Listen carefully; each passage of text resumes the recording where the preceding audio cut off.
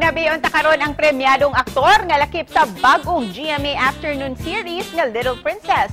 We have this morning Mr. Gestoni Alarcon. Mayong buntag, Mr. Gestoni, at welcome po dito sa GMA Regional TV Live. We're so very thankful na you are with us this morning despite your very busy schedule. Sir, how will you describe your morning now na papalapit na po ang Christmas? Magandang umaga sa inyo lahat. Of course, mga taga Cebu, sa Region 7 and 8, at sa lahat po ng mga nakikinig at nanonood sa inyong programa. Siyempre, lahat naman tayo, no? Yung pakiramdam mo, wala lang yan. Nung month of December, napakalamig. Ramdam mo na yung Pasko dahil nakikita mo na sa television yung mga ginagawa ng tao, pamimili, shopping, at pagkasama-sama ng mga pamilya. Talagang ramdam mo na talaga nandiyan na ang Christmas, malapit na. And excited ang buong pamilya sa pagdating ng Pasko. Sir, being a family man, how do you spend time with your family? Most especially kapag wala kang taping, and of course, saan kayo magpapasko?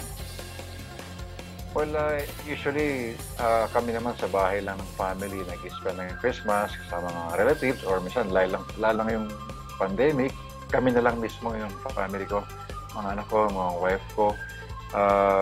And before, we go out of the country, out of town para mag-spend ng Christmas o New Year para ibang location naman. At ngayong 2022, may bago kayong project dito sa GMA Network, ang Little Princess. Pwede mo bang i-share sa amin kung ano yung magiging role mo dito at paano mo ito bibigyang buhay? Well, yes, ito ang latest project natin sa GMA 7, itong Little Princess, na pinangungunahan ni Joe Berry, siya yung Little Princess. So, magandang role ang naibigay sa akin dito bilang ama niya sa istorya. Isang negosyante na nagsikap mula umpisa, mula mahirap hanggang sa umasenso.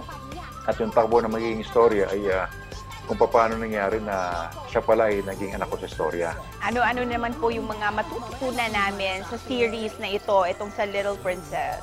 Moral lesson ng istorya is mas magandang maging mabuting tao ka kaysa naman yung wala ka nang ginagawa sa buhay, hindi ka wala kang trabaho, tapos masama pa yung ugali mo. Yun yung maganda pinapakita na kailangan ito tayo, mas maganda para maayos ang takbo sa mundo. Yung ilan sa mga pinapakita sa istorya. At syempre, Sir Gestoni, hindi namin palalampasin ang opportunity this morning na magbigay ng pasample naman dyan mula sa iyo. Kahit anong genre lang o kahit anong line. Ortega, sumuko ka na. Dahil kung hindi, magsisimpa ka may bulak sa ilong. Pingaw. Parang cartoon. Parang cartoon. Okay. Ayan, Gestoni Alarcon, the action star. And of course, Sir Gestoni, please invite all our kapuso na abangan kayo sa Little Princess. Yes, mga kaibigan, iniimbitahan po namin kayong lahat na panoorin ang Little Princess sa GMA 7. Afternoon prime po ito. Hindi pa namin oras pero hapon siya. Directed by imbisa ni Direk Eli Madridejos, Direk Don Michael Perez, of course Direk Lynette Urbano, at of course Joe Berry, ang ating Little Princess.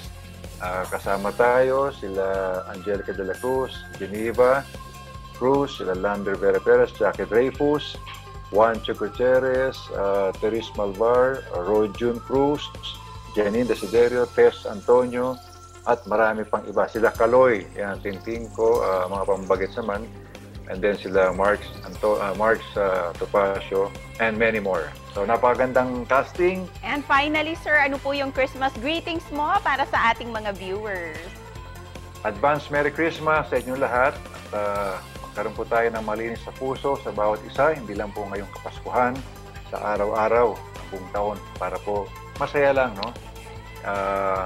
And of course, pagdasal din po natin na mawala itong pandemic na dinaranas natin. Thank you po, Sir Gestoni. At advance Merry Christmas po. Daghang salamat. Thank you. God bless us all.